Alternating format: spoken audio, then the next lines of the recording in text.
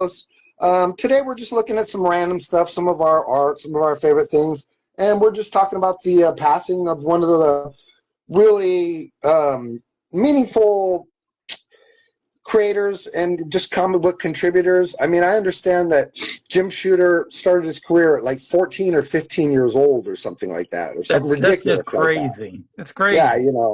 So it's a passing of a little bit of a comic book titan, and we're all sad to see him go. It's too bad that we have to lose the greats as time goes on, but hopefully somebody new will come along and replenish the cycle, and we'll get more great comics and more great creators. But it's definitely, you cannot deny that Jim Shooter was one of the great personalities of comics of the last Yeah. 50 years. Yeah, definitely, definitely. How many of his comic books have you actually read? Oh You gosh, think? I honestly I couldn't say because I've never been the type of person that goes around. I've never been a I got this comic book for the story guy. You know what I Right, mean? right, right. But did you read either of the Secret Wars, one or two? Yeah, I did. Yeah, I mean, I've read plenty of Jim Shooter books. I've read The yeah, Valiant, Red yeah, Mate, and all that stuff. I read all that stuff. And yeah. I mean, he had runs on tons of important books. I mean, it's nearly impossible to be a collector and a reader in any kind of modern context and not And have not, had, yeah, not yeah, come yeah, across his work or something that yeah, he did. yeah. I'm kind of like you. I don't, with him anyway. I don't really like his writing is pretty good, but he's never written anything that I was like, oh man, I have to go out and get this because I do follow writers for the most part. But there's nothing really that he made that I was like, oh, I have to do that. But I mean, he did the new universe, and that was when I was first starting to collect comic books. So I got most of those, and I really liked the Star brand that he did. So he did do a lot of stuff that I kind of enjoyed. I mean, the guy has a prolific career. It's Yeah, impossible to yeah, deny the level of talent that, was on display in pretty much anything he did and touched. And I mean, I understand, like, from what I've heard of it, like, I know that he was like, the story is that he was like a barbershop kid who's reading the local comic books, the DC stuff or whatever there at this little barbershop and starts thinking, boy, I could write a better story than these or whatever, and sends his stuff in, and right off the back they're just like, looking at how young this guy is and how talented the little bit he sends to him is, and within a see, I few don't months he's see. I working don't. Th- for I don't DC. think they knew how old he was. You might be right. Maybe maybe they weren't apparently aware of like he was Yeah, a child or whatever. yeah, yeah. Because I mean, I can't really see any professional, even comic books at the time. You had adults running it, and I don't think there's many adults, unless it was so fantastic. And I can't really imagine, Legion of Superheroes in the '50s or whatever being that fantastic. So I think they just didn't Well, know who it was I or know how Legion is old. one of those things that people freaking worship at the door of, you know what I Oh, mean? It's they not like, love it. Yeah, yeah, it's not yeah. something I've ever really, gelled on all that much. Legion's a little bit of a, I mean, it's a Legion's a acquired taste. You know what I mean? It Like, really surprises me because that you're not really into Legion because it's really a time of not so much innocence but also like perfection. Like they live in almost a perfect utopia kind of world. yeah, And I know yeah, bad stuff happens and stuff, and they have good guys and bad guys and stuff, but everything is kind of like everybody has a flying ring and stuff like that. yeah. It's just, it's not even like that. The subject or anything isn't enticing to me. It's just that I have always, like, I mean, I just can't say it enough, dude. Like, my addiction to comics always begins with the art. You know what I mean? And if Yeah, there isn't yeah, something really, interesting and yeah, piquing my yeah, interest in some sort of significant way, then I will virtually always overlook it. You know what I mean? yeah, Because it's like yeah. you can have the greatest story in the world. There's lots of things that are like that, like From Hell. But the art is not compelling to me at all, so I'm not Yeah, interested in it. You know what I mean? yeah, yeah, Watchmen was like that for me a little bit. Like the story was very compelling. People were vastly interested in it. There was this huge sort of like wave of like, you were either like in the house of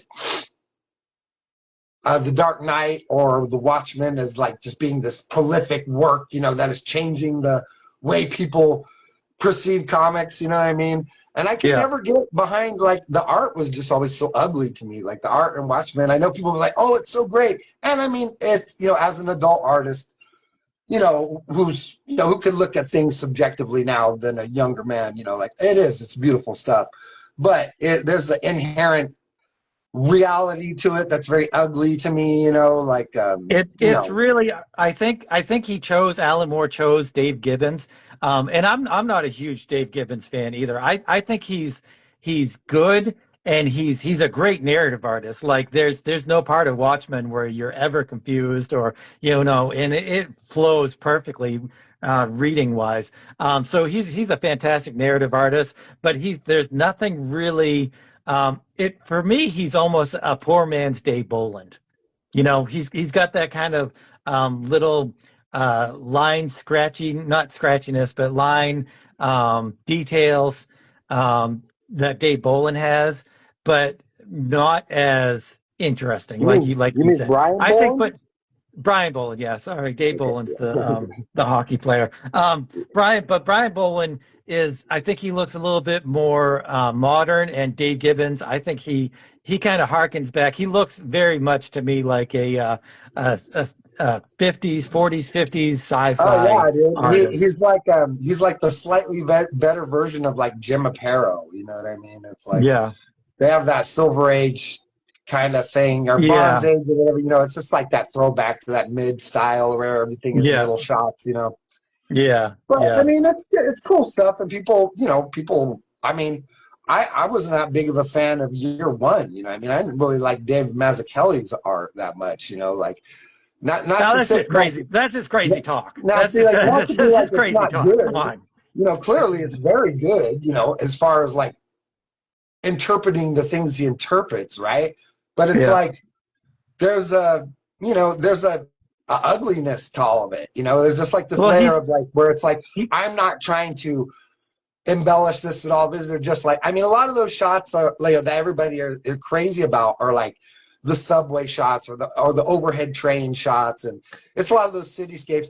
And those are photographs, from the 70s or whatever that he's just recreating. You know what I mean? he I can understand because he's a minimalist. Like as his career goes along, he uses less and less lines and more shadows, and that's you're kind of more into lots of detail and stuff like that. So I can kind of understand It's that. not even just that, like it's lots of detail or anything like that. It's like to create the illusion of that pseudo reality. You know what I mean? And there's a lot of different ways to get there.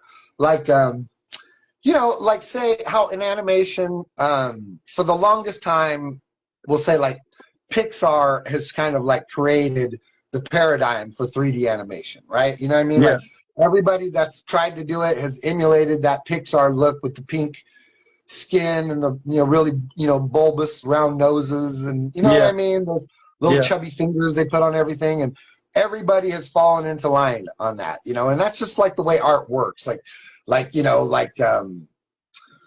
Jack Kirby coming along and defining the superhero paradigm with his real square faces and all that action stuff he does, and then everybody comes along and follows suit until someone breaks the mold. And then you have that dude, like his name's Albert Moraga or something like that, I think, and he's the dude who Alberto Mairga, I think, and he's the guy who created he was like the art director for Across the Spider-Verse.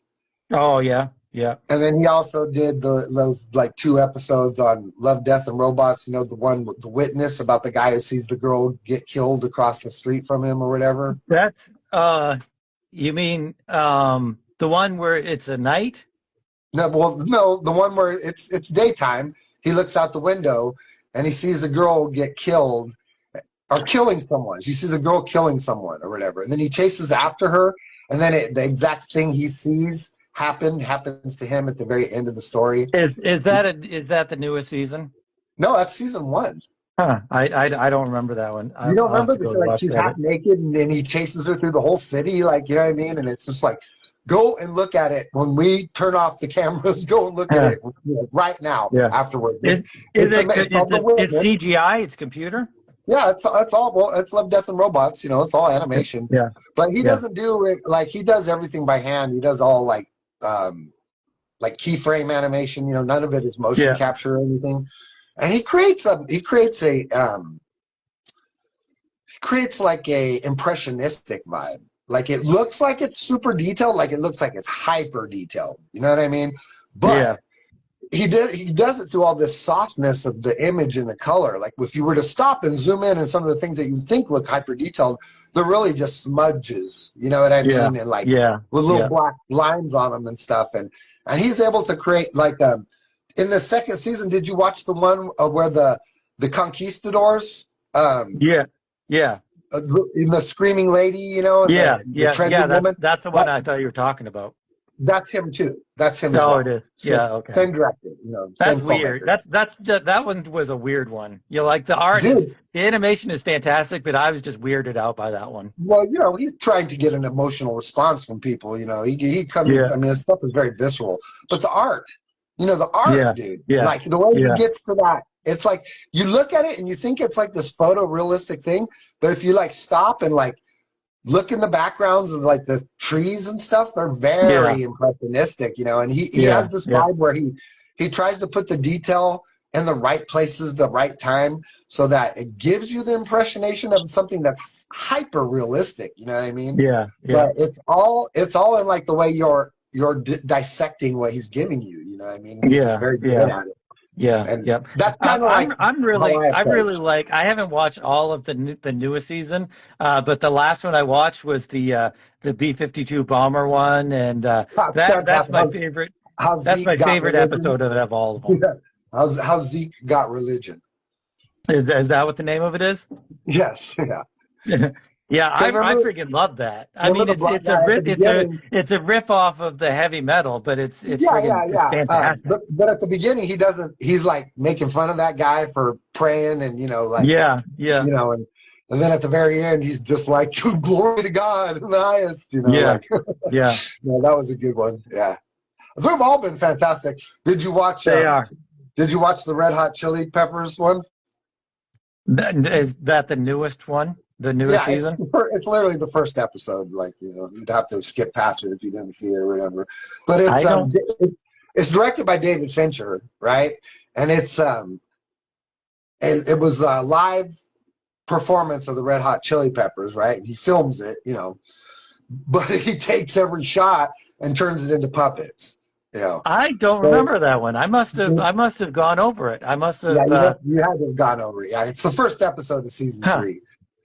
But yeah, dude, it's stunning because he literally, you know, animates like 40,000 puppets like in a stadium. You know what I mean? So every Yeah, single person in the stadium is a puppet, and the Red Hot Chili Peppers are puppets, and somehow it's their exact performance, but like as marionettes or whatever. Like huh.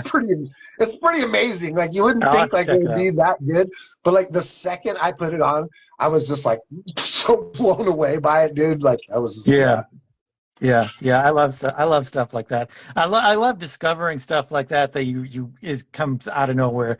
Like there's one on Prime that's kind of like that, Amazon Prime. Oh yeah, I watched some of Where it. The yeah, what's it called?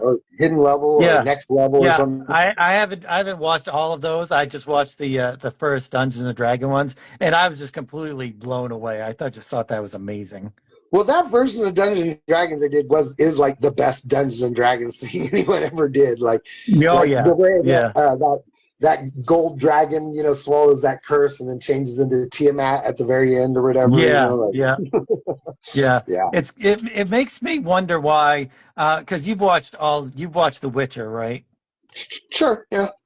Like I'm not a big why fan. didn't they show the golden dragon as a dragon? Like that pisses me off. I don't know, dude. Like I said, you know, I mean, The Witcher is just a sad ripoff of Elric, dude. That's all it ever is. That's all it's ever going to be. Right. That Polish guy who wrote it is just a sad ripoff of Michael Moorcock, but he's not nearly as good.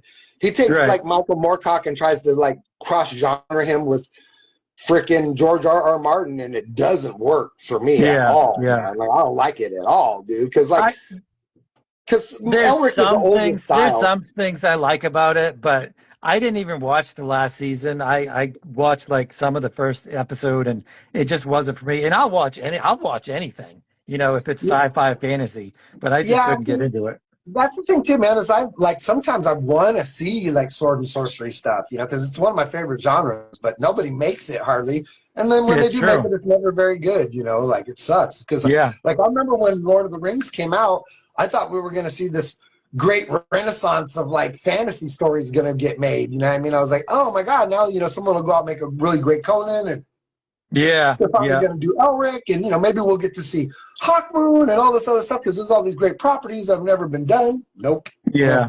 Yeah. The animation and stuff or the CGI is so cheap that you would be able to do that pretty cheaply and pretty convincingly. Like the CGI now is really good. Even the crappy stuff is pretty good. So Yeah, I mean, I- you can get it pretty far. It just depends on the artist working on it. You know what I mean? Like, yeah. I know, I mean, like some of the Netflix stuff could look pretty bad. Some of it could look pretty good.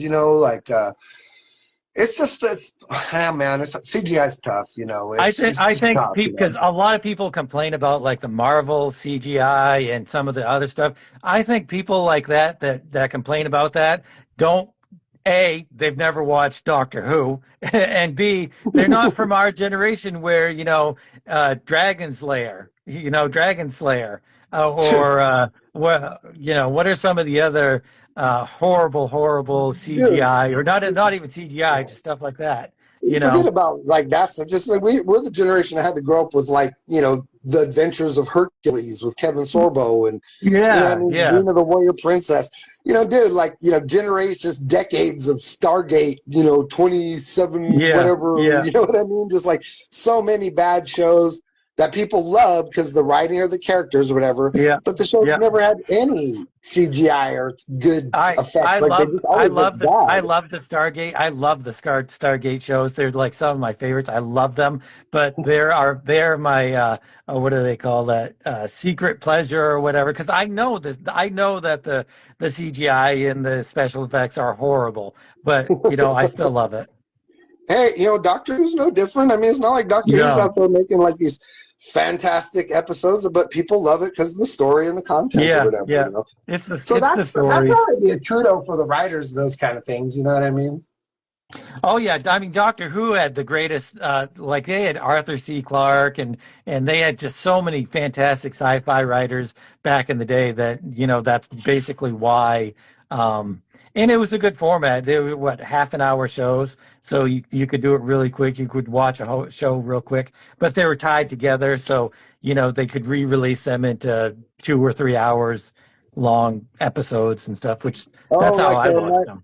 My daughter's husband is like a big fan of those, and he's watching all the reruns on Amazon Prime right now. Amazon Prime's got all the seasons up there. And yeah, it's horrible. I started watching Doctor Who from the very beginning, which is like 1962 or 3 or something like that, and I made it through. Like the first storyline, I was like, okay, that's pretty cool. But then there's a storyline where everything goes crazy because the TARDIS has a spring that's loose. And I stopped watching it after that. I'm like, the TARDIS has a spring loose. It can travel through time and space, but a spring being loose, messes everything up. So what do you got looking at over on your side? My camera can't hardly see anything over there. You can't see anything, right? I've got the newest Random Access, and as you know, I've started inviting people to more page. I'm adding more pages to Random Access. This is actually 16 pages instead of the usual 12, and but it's a little different because I did 12 pages for this story, this is my last Death Knight story, not my last Death Knight story, but one of the Death Knight story, and it's 12 pages. So, but then I have another page by Paul Courtjohn, and his stuff is always unique and unusual and stuff, and I love it. But I keep printing them either in the wrong order or stuff because they're so I don't really know what the word is for it. They're so intangible. Like his stories are so intangible that I have a hard time, telling page one from page three or page two. And then there's this the Roscoe and Kitty by Jeremy Duncan, and that's some weird stuff too. But I really like it. He His art draws is super beautiful cool. women. Yeah, his art is really cool. I mean, I don't, I don't necessarily understand what he's doing with what he's doing or whatever, but it has this cool kind of who am I thinking of? Who's the freaking Nemo and Slumberland Yeah, guy? yeah. I can't I think of his can't. name right off the top of my head, but he's kind of Yeah, reminds me of that a little bit, because he's got yeah, that flat definitely, line definitely. thing. Definitely, it's like an adult version of Nemo and Slumberland. But then Well, the cover is it by looks Jeff like that, Bertrand, and and then I it's don't just know what it fantastic. is. Like like it's like always that lady in a like a puffy underwear. I don't know if it's supposed to be a Yeah, diaper, if it's like what that is, but like and then that little cat thing that reminds me of Danny yeah. DeVito or Ro- something. Like, Roscoe and Kitty yeah, is what it's called. I So I don't mean, know, there's man. yeah, it's cool. I like it. I love the art. But it's definitely out there, which is what I love. I love stuff that's out there and that challenges me. Really, Well, see, that's the thing about that's my art is favorite thing. it's that's why it's like comic books is the most amazing medium in the world, is because it lets you express any idea. You know what I mean? Like it doesn't matter how vague it is, how meaningful, how unmeaningful, how detailed, how not detailed, whatever. It just allows you to express that idea, in a meaningful way, and that's Yeah, something that should always be, treasured in every format. Anytime you could just be like, I have this thought, I want to share it with people, and I need to get it out, and comic books is the way. It's the greatest art form in the world, is as well as like the oldest. You know what I mean? It's just like yeah, you want to make your own Star Wars, you want to make your own freaking Chinatown, like whatever, you know what I mean? Like you yeah. want to do your own, you got something in your head and you think the world needs to see it. Sit down with your piece of paper and your pencil and make it happen. Yeah, pretty much. I mean, that's our special effects. Talk about bad special effects. It can be as good and or bad as Yeah. your talent dictates, pretty much. Like But I'm over here, like on my side, yeah, I'm looking at some of my, I got my original black and white full-size pages of Six Lords of Sound out, and I was just kind of like going over some of my favorite pages here, you know what I mean? Because I haven't looked at this stuff in a while.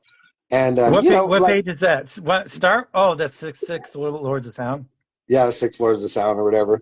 Right now I'm looking at the one where Master Blaster's flipped upside down playing the guitar, and the one Yeah, where they're on the stage or whatever, And it's like, you know, comic books, just like we're saying, like it's such an important medium. It's so rad. It's so much fun. It lets you, express any crazy idea you have, right? And like when like Six Lords of Sound is it's my just giant affectionate, like, love letter to Image Comics and the over the top comics of the 90s or whatever, and that art style and that whole thing. And it's yeah, like it was all designed very specifically, like every single shot is meant to be, a spectacular event to see. You know what I mean? Like it literally yeah, is designed like yeah, that.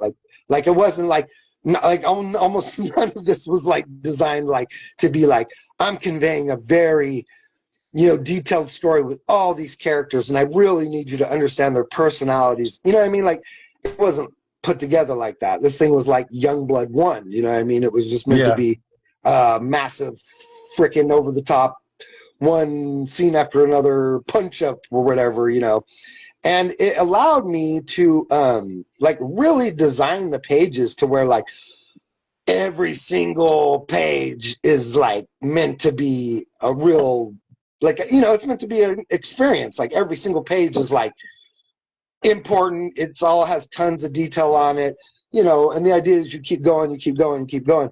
But it's like, it's like any paradigm, like you could take that kind of thing so far, but then even like that becomes somewhat limiting because like you can't really build a story that well around thinking about art like that. You know what I mean? Like you can make some spectacular moments, you know, that look fantastic or whatever, but you know, like the story has to like have room to breathe and like, you know what I mean? Like for the characters to really like have a place in a person's mind, they need to kind of like understand who they are and what their motivations Yeah, are yeah, and that yeah. kind of stuff. You have to care about even big grandiose moments like that. I mean, like Yeah. yeah, I Yeah. think about one of the biggest special effects shots was the Return of the Jedi, where the spaceships are fighting, you know, out in front of the new Death Star and stuff like that. That's like one of the Uh-huh. biggest shots ever. And but you know, if you don't know what's going on in the backstory, then you're not going to care. You know, it's going to be it's going to be a cool space fight, but it really, you know, it's important if with the story. You know. Yeah. Yes. So it's like, you know, I mean, I fully, you know, I'm aware of all that as I'm putting, you know, all this stuff together. And, you know, it's just like, you know, I approached it, like I said, like this was the 15th or, you know, like the 12th or 13th issue of a series that had been going on. And you're seeing like a climactic end of something that's big or whatever. But obviously there are no other Six Lord stories or whatever. But it was just me wanting to approach that paradigm in the, you know, as big as way as I could and like try and make as, you know, an over the top splash as you can or whatever, you know. And I mean, other it's been done before. I mean, like say like Nick Manabat's freaking Cybernary comes across like that a little bit, you know what I mean? Like if you know, do you know what Cybernary is? I don't think I've seen it. Cybernary, it's you've seen it. It was the image book that ran in the back of freaking what is his name, Death Blow or whatever, or Oh the guy, you know, the one that I don't know. I don't know if I've ever seen it, but you never yeah. got the Jim Lee Death Blow stuff or whatever, like the Jim. I think I have one issue. There's one actually that Alan Moore wrote, but Jim Lee didn't draw it, so I don't think I did. I get the first Death Blow. I didn't get. I definitely know that I didn't get it when it first came out. I might have got it in the dollar bin or something Well, afterwards. it was the backup story to Death Blow or whatever. Like, you know, it had like Yeah. it had one of those flip covers or whatever, like where, you know, where you flipped it and it had a, you know, like the back cover was a different comic book, you know what I mean? Like Oh yeah, yeah. and it was that kind of thing or whatever. But Nick Manabat, he's a young dude and his art is outrageous, you know. I mean, it's stunningly gorgeous, but he passed away from cancer at just like 23 years old. Oh man, that sucks. Dude, it sucked so bad because like he had just landed his job. You know what I mean? Yeah. Like he literally just got his job and then like was working, you know, for Jim Lee for maybe 6 months when he, you know, found out that he had freaking, you know, deadly leukemia of some kind, you know what I mean? And then they just like, he went to work trying to save himself and just like expired within months of catching it. Like he didn't even last a year or something like that. Oh, that sucks. Yeah, it is, dude. It's so tragic. Like Michael Turner, same thing. You know what I mean? These guys that are just like so insanely talented, you know, and just like we're just devastated that we didn't get to spend more time, you know, with their work or whatever, you know. Yeah, yeah. That's what my biggest fear is, dying before I get a chance to do everything I want to do, pretty much. as far as art wise. Yeah, I tried to put all that stuff out of my head, you know what I mean? Like I don't really, you know, like I don't really see myself achieving very much as far as that. You know, if that was going to happen, it would have happened a long time ago. So I don't even approach my art like that at all. You know, I just try and think of it as like this thing I do that I love more than anything in the world. Mostly I do it for me, you know, because like you know, for me, it's an addiction and a fascination and mostly like, you know, just like I always talk about, like, say, like it all begins with the art for me, you know? Yeah. So mostly I want to just look at the art, you know what I mean? So like, you know, I do like these giant drawings or whatever, but mostly just because like I want to read this story. Like I'm like any like director or filmmaker guy out there. Like most of my motivation is like wanting to see the thing that I want to see made. You know what I mean? It's like, so no one else is Yeah. going to come and make Six Lords of Sound, even though I want it to be a movie or whatever. So like, I have to Yeah. make it. You know what I mean? Yeah. Like, Yeah. so The you know, problem with you, the problem is with you is that I don't think you should be making comic books. I think you should be making illustrated books.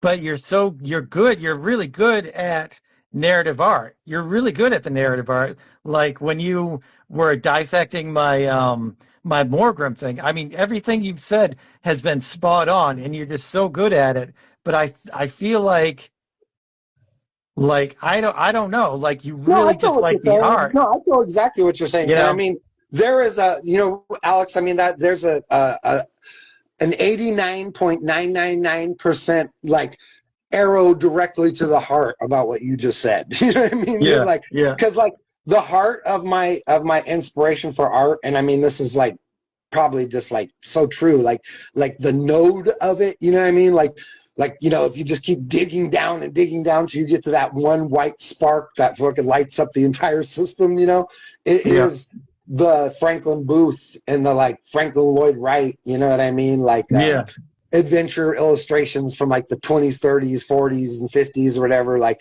yeah, their stuff over things like Treasure Island and Ivanhoe and Frank Frazetta's work on the like John Carter of Mars and Tarzan books and that kind of thing is like the impetus of all my art. Like it totally yeah, is. yeah.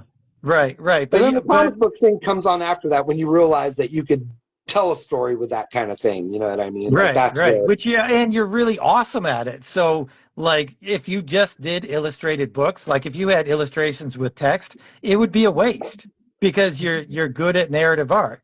So I don't know, you're stuck. Like, it's funny because, like, I wrote those novels, the Awfully World books. There's two of them or whatever, and I did do like, Franklin Booth style drawings, of some of the scenes. You know what I mean? To just kind of like when I put the book up on, I can't think of what it's called now. Wattpad, I think is what it was called. I put it up on Wattpad for people to read, and I Yeah, decorated it. Like every time I would put a chapter up, I would put up one of my little drawings at the top of it to kind of get yeah, people inside excited about like reading the next piece or whatever.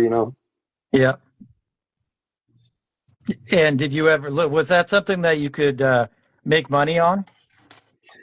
Oh gosh, I mean, I don't know, dude. Like I'm like with anything with me, man. It's like I'm a guy who will build a city in the desert that no one will ever see, and I will Right. never regret it. You know Right, what I right, mean, dude? but it's also like it's not the end all be all is selling, but it can also be a measuring stick of how well you're doing I too mean, I at the really same time. tried, like naively and not knowing really much about it, right? Like I really tried to sell the books. Yeah, I spent about 2 years sending out submissions to people, and I got, I didn't get anybody back saying, "Oh, we want to do this," right? yeah, Obviously, mostly what I got back was people not really being able to grasp what it was, what it yeah, is, because it yeah, isn't a simple thing. Like it's not easy to dissect. Like you're talking about a book where two little boys are the main heroes. It takes place in a lost post-apocalyptic magic wilderness. You know what I mean? yeah, They carry two cursed six guns, that gives them the power of like horrible demons or whatever, And then so it's like if you cross Lord of the Rings with something very contemporary and dark like Rumblefish or something, and then like like I was selling it as a gothic horror western, with fairy tale elements mixed into it, yeah, and no one could I tried to sell it to Western people. They didn't want it because it's a fantasy. I tried to sell it to little kid places. They didn't want it because it's too violent and too scary. I tried to sell it to places that do like Conan and fantasy, and then they don't get it because it's little kids as the protagonists. You know what I yeah, mean? Like, yeah, yeah, yeah. Well, I mean, selling books is really, really hard anyway. It's not like comics where you see the illustration, you see the artwork, and if you like the artwork, then you're going to dig you try the story. But for a book, you have to read it and then Yeah, I mean the first chapter, everybody like liked the stuff, but it's just so challenging of like what it is, you know what I mean? And yeah, how do you sell it or how do you move it or whatever? And I was yeah, trying to explain to the dude, like, I was like, they are two children. I was like, but you have to understand in the context of the story, by the time the like second book is finished, they've kind of been alive for like 40 or 50 years as children. You know what I mean? They just don't right, ever age, you know what I mean? So yeah, they're like world weary men in the bodies of two, you know, very young kids or whatever, you know what I mean? yeah, yeah, So there's all these like ideas that juxtapose like if you've lived in the body of a child for 30 years, but you've still never been in love and you've still never had sex, or are you a real adult? You know what I mean? And things like right. that, you know, like, and I played around with some like themes like that, and some people found them a little disturbing and stuff, you know. So Yeah. Hey, why don't you show some Entropy Alliance stuff and we can talk about that. you want to look at some of those? I do have some of that stuff here. Oh yeah, man! I tell you what, like, see, that's a really great example because like Entropy Alliance is like nothing like Six Lords of Sound, you know, because Six Lords of Sound was designed specifically to like you know, to be fantastic and completely over the top. We'll say would be the best way Yeah. to approach it, you know. Um, and Entropy Alliance is way more, you know, trying to be a genuine story. I wish you could look at these. Well, you can look at them when you watch the video later. Yeah. But here I is can I like can see I can see some of you I can see some of it. Like I can see the edges. here is I just can't see the whole thing because this is like the the thing that's recent holding page like of yours that I just did or whatever, yeah. you know what I mean? And man, I think it came out fantastic personally, you know. And it's So really exciting too because like I can ink my own stuff, you know what I mean? Like I yeah, could go over my work and I know, you know, for the most part what I'm going to end up with. But you know, it's challenging to work over another artist, you know, yeah, and you don't want to swallow them up into your thing or whatever. So you know, yeah, you're yeah, trying to keep the elements that make their work, you know, uniquely them, but you're also trying to unify the art and the idea, you know, because like we're both working on the same book at the same time, you know what I mean? So you don't want this huge like gap, you know what I mean? Where like it'd be yeah, different if it was like, oh, you were doing all the flashback scenes or something, and then I was doing the regular story. Then like the art could be displaced and be very different or whatever, and it wouldn't be jarring. But because we're both just telling the story, you know, you want a sort of like mid-line between everything that sort of unites the ideas. And I feel like, you know, man, I just feel like your pages just, they look gorgeous, you know what I mean? And it's just like fully, you know, your values and the stuff that makes your art, you know, like specifically Alex Turbin art, yeah, you know, yeah. which is like a handful of things and everybody's got them, you know, everybody's got Put that page next to one of your pages what that you the did spaceship. the previous page. Put that up against the previous page. Yeah. How many more pages we got until this is done? Have you We've only got about 7 or 8 more. Well, see, like I don't know how many pages you have in mind for what you're right? doing. Probably You know what I 3. mean? Probably 3, maybe 4. So, but after that 3 or 4 pages, how many more pages do you have? I've only got like a handful left to do. Okay, so like right now I have left to draw the big eye, which is like when I'm done with the page I'm doing. Well, no, okay, so I added the part where this part right here where Red Genesis kind of breaks down and we resolve what happened in issue 1 with him, you know, Yeah, because he accidentally kills his whole team in the first issue, you know, a la Jamie, just Jamie Comics, you know, and this is his original character, his original team, and his original story, you know, was that this character accidentally kills his team just before Dr. Entropy gets him to come help in this adventure that he's on right here. But I wanted to, you know, just as opposed to just having him be like going along for the ride and being like this silent character or whatever, or just like being there to help whenever, I just think, you know, as a story, like I've been watching a lot of Invincible, and I was just thinking that story wise, it's always important to go back to the things that you set up or whatever here or there, you know, Oh and yeah, yeah, because I had brought this character along, you know, in this part of the story, I just thought it was important to stop and address what happened with him. So, okay, so we yeah, have this page right here where he's like, I know, oh my God, like, you know, I killed my whole team. Like, I have to go back and I have to get their bodies, you know, and I have to tell their family. And then the rest of the, you know, Entry Alliance is like, hey, you know, we know what happened. And I already have a whole bunch of our Awesomobots down there collecting, you know, your buddies and the bad guy they killed, you know, making sure no one gets their hands on, you know, the DNA for those things down there. And then he goes off on, he's going to go like Warrior Woman, which is like my version of Wonder Woman, is going to be there. And she has the ability to like quell the soul of like warriors who have seen too much war. You know what I mean?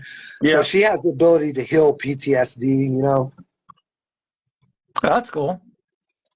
Right? You know, because doesn't that make sense that a woman, like Yeah, a Wonder Woman type Amazon warrior princess would be able to like heal yeah, someone with PTSD or whatever, you know? yeah, yeah. So the next scene, like this panel, I haven't drawn the panel yet, but that's this panel down here is we'll have a him and her, you know, like looking into each other's eyes and her telling him like, oh, you know, I'm gonna take you into the therapy chamber. We're gonna go over all this stuff together, and you know, we'll make it right. And then there's one more page after this, right, where the characters are talking, and then like, you know, the Dark Angel guy is like, I'm going to take you guys to some rooms and let you guys get set up and give you a chance to breathe before we, you know, we get mission assignments on what's happening next.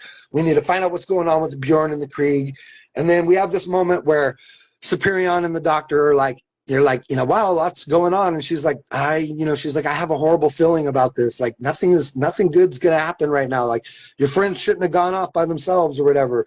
And then she's like, I just feel like something terrible is going to happen. And then the next page is the eye opening, right? You know? Yeah, that's cool. And then and then the page after that, like it'll be like that whole page will be the eye opening, right? And then there'll be one shot at the bottom of the spaceship, you know, like in silhouette, and he'll be talking about like, oh, you know, the Bjorn and the Krieg, blah blah blah, and then it'll cut to this page right here, right? Right. And then this page will be on the left of the eyeball page, you know, like the eyeball page will be over here and this page will be over here. Like say, like the one with the pie, like with the spaceship right here, like it doesn't sit next to your page, like it sits next to this page, like this or whatever.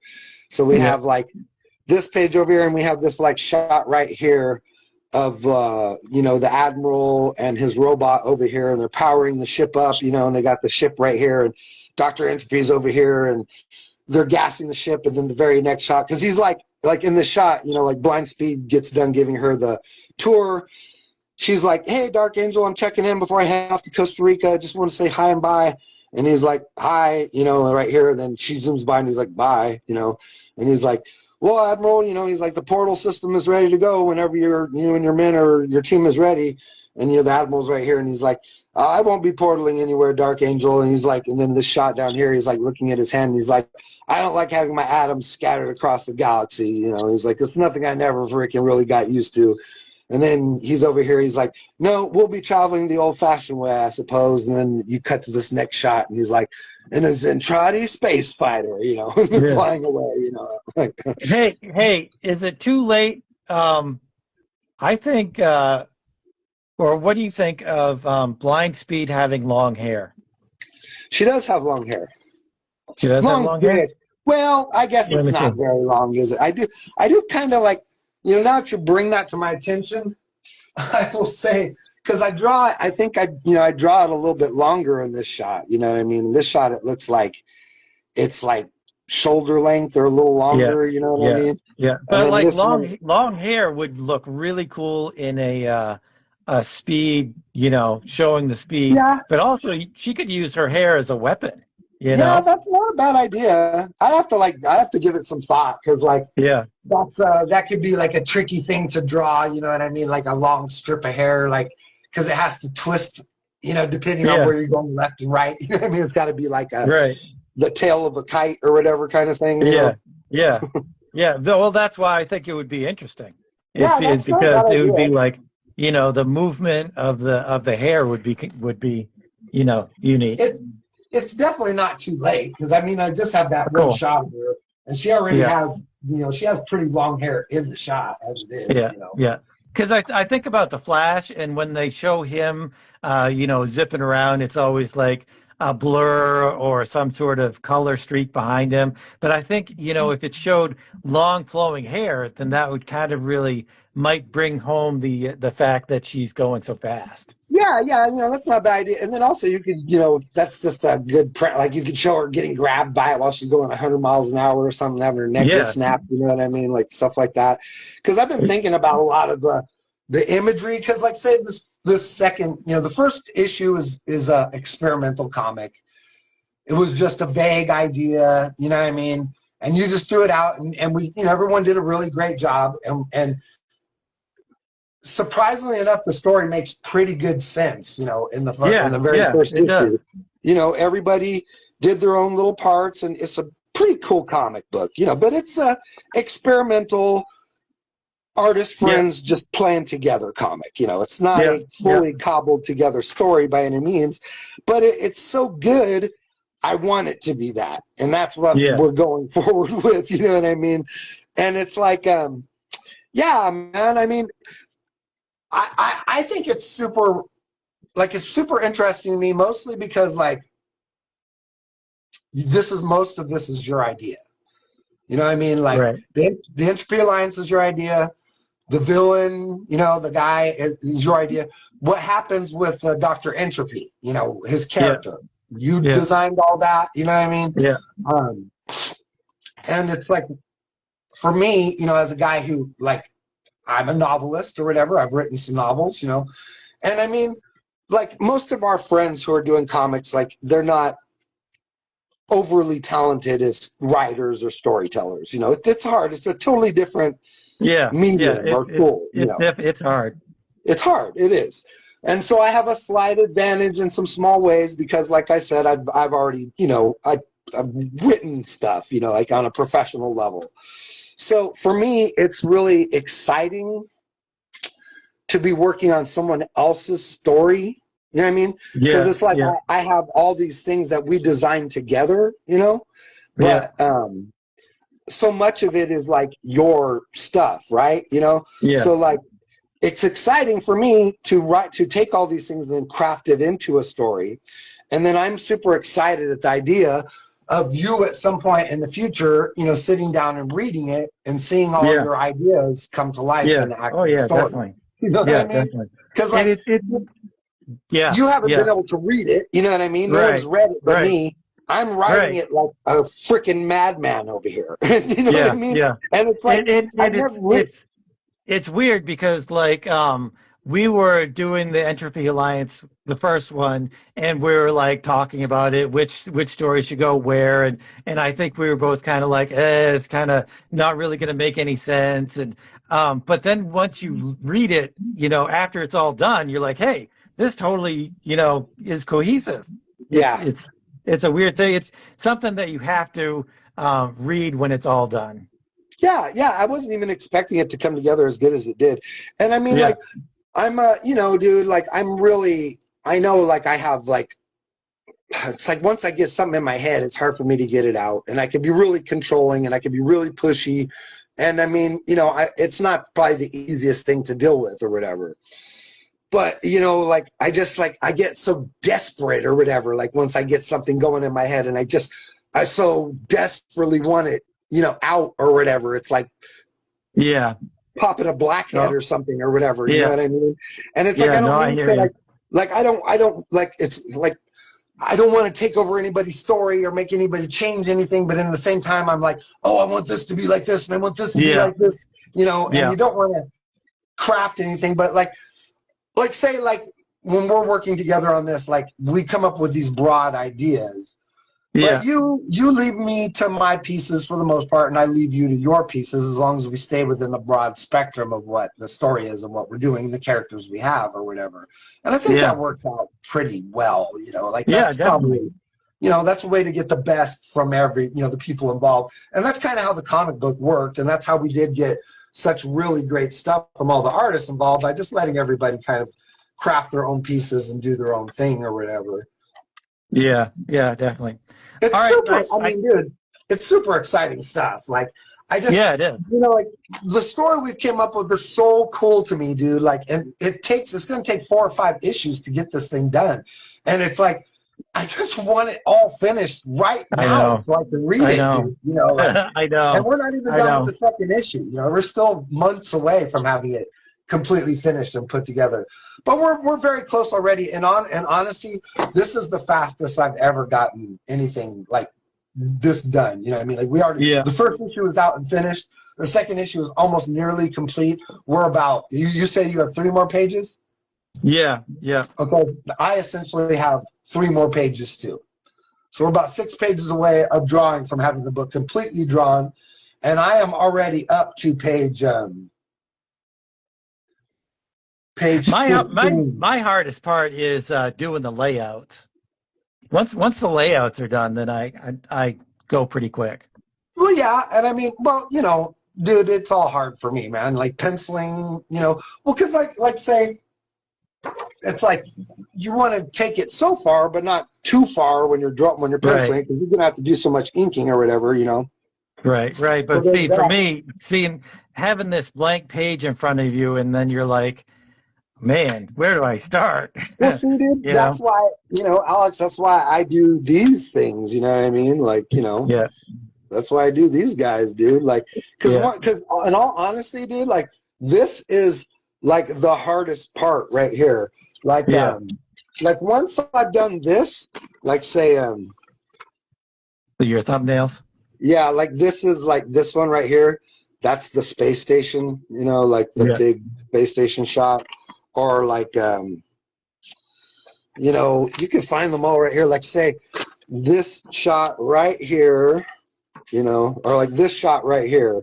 This is this page right here. You know what I mean? Like that's the Dr. Entropy. There's the Dr. Entropy, like there's the shot of Dark Angel talking to, Superion or yeah, whatever. And I'll do yeah. these little basic little breakdowns or whatever, frickin'. And once the But there, breakdown is done, the page itself is how often complicated. do you change the breakdowns? Almost never. Like once I Almost do ever. the breakdown, See, that's what it see, is. that's. I'm exactly the same way. So I'm just like, why do breakdowns when I can just put it on the page? Well, you know what? Because the thing is, dude, it's like I'll do 3 breakdowns. I'll do like Yeah. before I'll draw a page, I'll break down the next 3 pages. You know what I mean? Right. So like once that's done, then I don't have to sit and think about it, and I can just Yeah. draw. You know what I mean? I don't Yeah. have to sit and think like, oh, what should this panel be? And what are they doing here? And what is Yeah. this? You know what I mean? Yeah. Because like that's some of the hardest stuff or whatever. Yeah. Is like See, you know. when I do a comic, it's like this here, which you can't see. This is the next issue of Random Access, which is the a Queller storyline. I do all of the layouts first, and then I come back and do the. It's almost like then I do a second pass where I tighten up the pencils, even a little bit, and then Sure. tighten it up more, and then tighten it up more. So that's how I Yeah, do it. dude, like once I've done the breakdown or whatever, like the rest of it goes pretty fast. Like, Yeah. the breakdown is the hardest part for me. You know what I mean? Like Yeah. figuring Me out, too. oh, is this a headshot? Is the head left? Is the head right? Yeah. What is Yeah. happening in this panel? You know what I mean? Like that, like once that stuff is defined, like the art itself will go down pretty quick. Like within, Yeah. maybe a couple of hours, like I could do like 2 or 3 pages a day if I'm working like that, especially if I don't have to ink and if I'm not, if I could do like if I could just lay X's down and I don't have to darken spots and stuff like that, like fucking the art goes fast, you know what I mean? Yeah. But Yeah. Yeah. but Entropy Alliance, dude, it's the inks, man. It's the inks, dude. Like, and Yeah. it's always the It's inks. awesome. Like, It's awesome though. You're inking over my stuff. Have you ever inked anybody else's work? no, see that is one. I mean, a handful of times, a person here or there, like somebody wanted to do an art challenge or something, and like I sent Yeah. him one of mine, and he sent me one of his. Maybe a Yeah. couple things like that, but nothing like what we're doing now. And it is a really cool learning experience to ink Yeah. over someone else, but not completely swallow them up. You know what I mean? Because Yeah. Yeah. I did change some stuff on your work, just little things here and there to just like line things up a little better. And Yeah. I mean, just tighten things up, because that's what inking is. You're just tightening everything up or whatever, But I'm very slow inker, man. It takes me a long time. And then, dude, like I don't know how well you can see this page, but like, dude, the Yeah, dialogue on some of these it's pages, crazy. man, is It's just a like, killer. It's a killer. it's dude, like, I mean, it's just this, like, this page right here is brutal, dude. Like, Yeah, it was just brutal. And I have no one to blame but myself. You know what I yeah, mean? It's yeah. not like this was like some integral part of the story, or it was like, oh yeah, we designed this a long time ago. This has to be in. I just put this in here because I was like, I just wanted to, I'm just trying to challenge my stuff to make this a story. You know what I mean? Right, Like, and make the right. characters feel interesting and alive. And I was like, oh, we have this Dr. Zhang character, and she's just sort of been standing in the background since the beginning. Like, she has that one little moment in your story, and then she's just discarded. And then, we save her at the beginning of the second issue here, and she's just sort of being like, she's like a key tied to a kite, you know what I mean? She's just like Right. flying around in all these different directions or whatever. And I just wanted to like take a moment to establish her character, you know what I mean? Because she has some moments here where she talks everybody up and she's telling everyone her scientific theories on what's happening and stuff.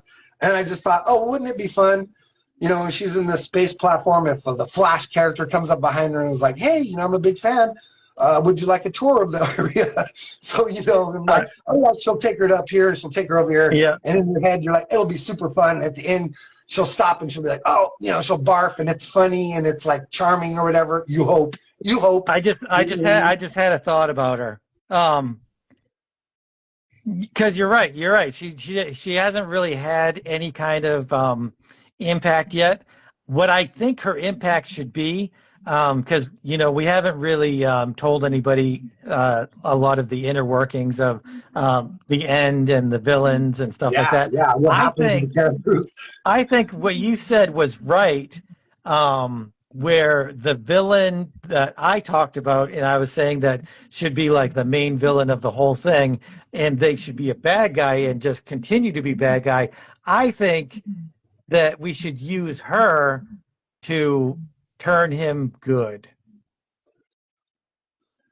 That's like, well, like my approach on it is, well, I mean, I'm not sure who you're talking about exactly, but my thoughts was that he would be second guessing all the bad shit he's doing at the end because of her. You know what I mean? Right, exactly. But like because of her.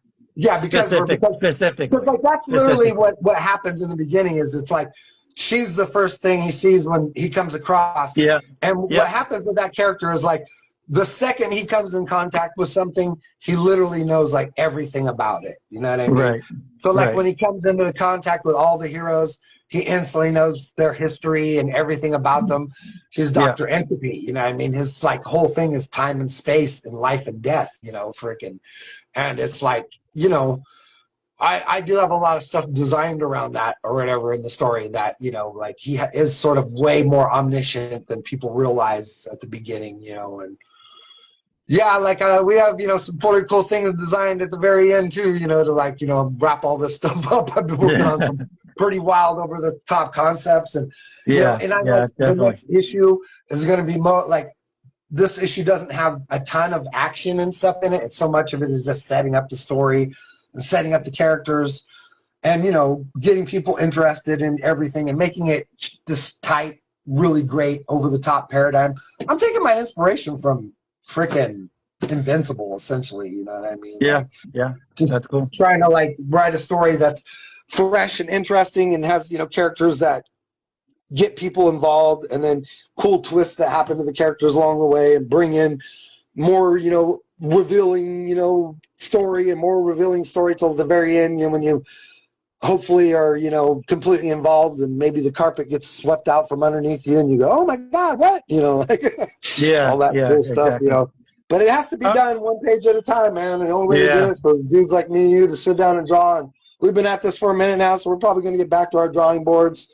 But once again, you guys were hanging out with us today, and we're looking at a lot of amazing original artwork from me and Alex, and I hope you guys enjoyed it. It's a little teaser of things to come.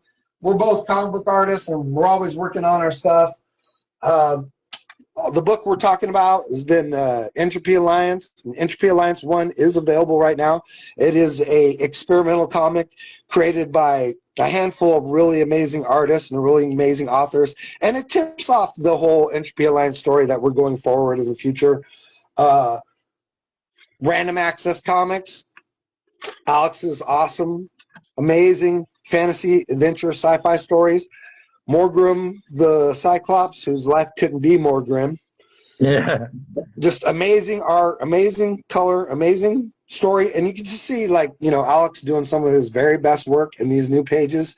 And we're all excited to see where this story is going. And new random access and full color with new contributors and more pages. Yep. Random Access Comics is always getting better. The art's always getting better. The stories are always getting better. The printing is always getting better. And there's a lot of exciting stuff coming down the pipeline from Random Access Comics. Alexander Turbin being the proprietor of that company. And there's a lot of us artists that are always assisting him and helping him get his good works out to the universe. Is there anything you'd like to share before we head on out of here, Alex? No, I think you touched on it all. So just one last thing. You want to say it? Well, you know, Alex and I are comic book creators, and most of our friends are too. And if you stuck to the end of this video, I'm betting you're probably a comic book creator as well. We thank you for watching the video to the very end. Watching these videos to the end. I know this is a long one too, and we appreciate you if you stuck with it to us. You know, like, that's awesome. Pushing these videos out to the algorithm on YouTube is always hard, and watching them to the very end helps out a lot. Please subscribe to Alex's channel. Drop us a like if you really enjoyed this. I certainly would love to see comments from you guys. Let us know what you think about comic books. Let us know what you think about comic book art. We'd love to hear from you. If you'd like to be featured on this show, please drop Alex a line on Instagram or put a blurb up on this YouTube channel right here and on this episode right now. Go there. Leave some comments. Tell us how your comic book, art is. Tell us what kind of comic books you create. Let us know that you'd like to be a guest on the show, and we'll try and work with you and try and get you into an episode, because this is all about featuring underground art, underground comics, underground artists, and there's a plethora of them out in the world who are all struggling to get their art. Now, you're not going to get that much exposure on our show. We don't get that kind of numbers, but I tell you what, getting your show out to the few people that want to see it are important, and it might be a handful of people, it might be hundreds of people, but the important thing is that you're getting your artwork shown and that we're all experiencing it together, and we're all comic book artists, and we all love it so much. So now that I've rambled on with all that, I will leave us with the most important line of all, which is that we're all creators. Go out and create. I'm going to create, because the most important thing of all is that you keep on creating. Thanks for watching.